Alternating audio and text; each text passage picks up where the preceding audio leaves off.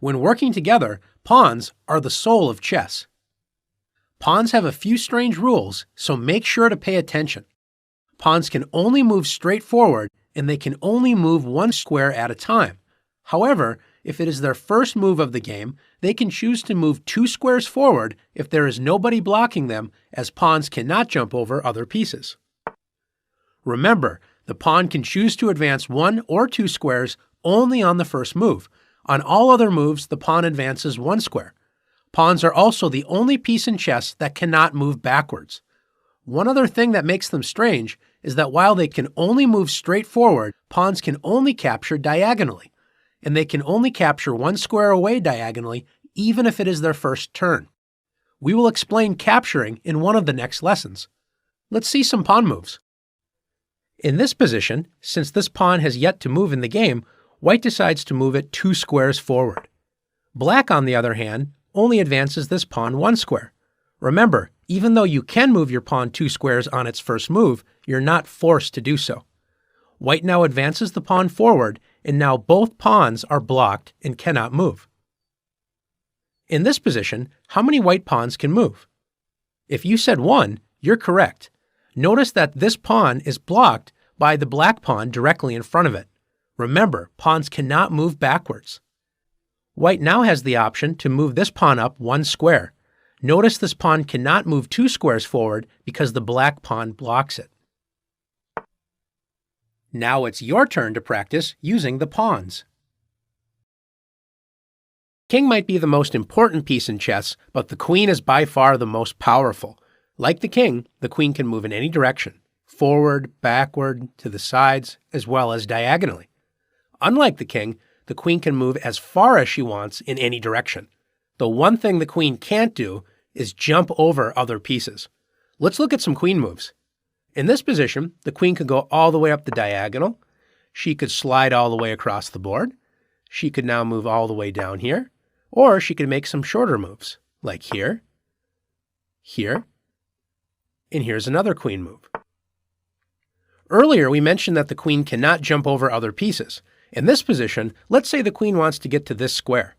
Notice that the king is currently in the way of the queen. So the queen would have to move to another square first, and only then, on the next turn, could the queen move here. Now that you've learned how the queen moves, it's your turn to practice moving the queen.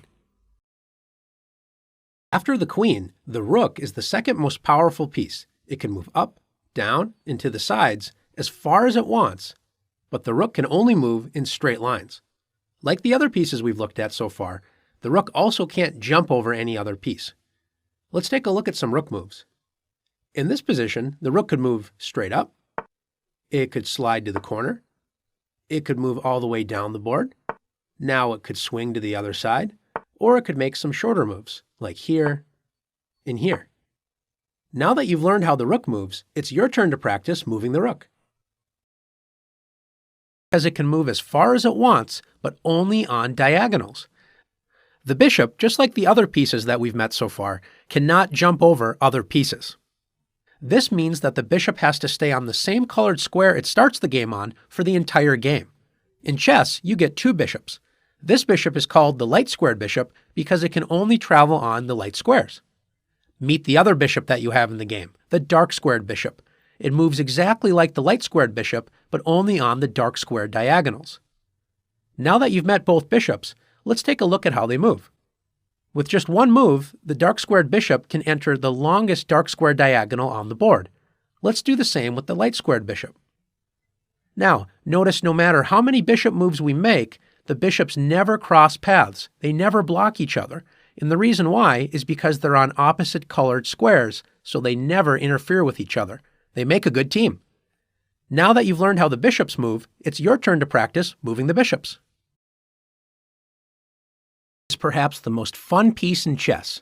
It is the only piece in chess that does not move in some sort of straight line. It moves in a strange L shape.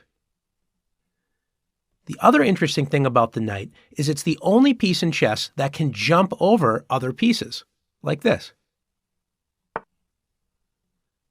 It takes a little practice to understand exactly how the knight moves. It goes 2 squares in one direction and then 1 square to the side, like this. Highlighted are all the possible squares the knight can move to on the next turn. Notice it always moves in the same pattern. 2 to the side and over 1, like this, or like this, up 2 and over 1, or down 2 and over 1. And notice that the knight moves from a light square to a dark square, and then on the next turn it moves from a dark square to a light square.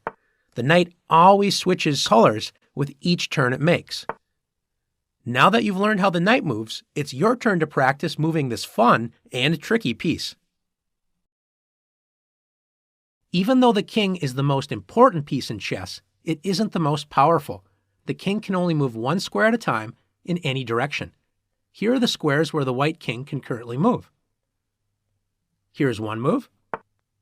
Now the king could move here, and here's another king move. In chess, both players have identical sets of pieces. You have a king, and so does your opponent. Each player will take turns making a move until the game is over.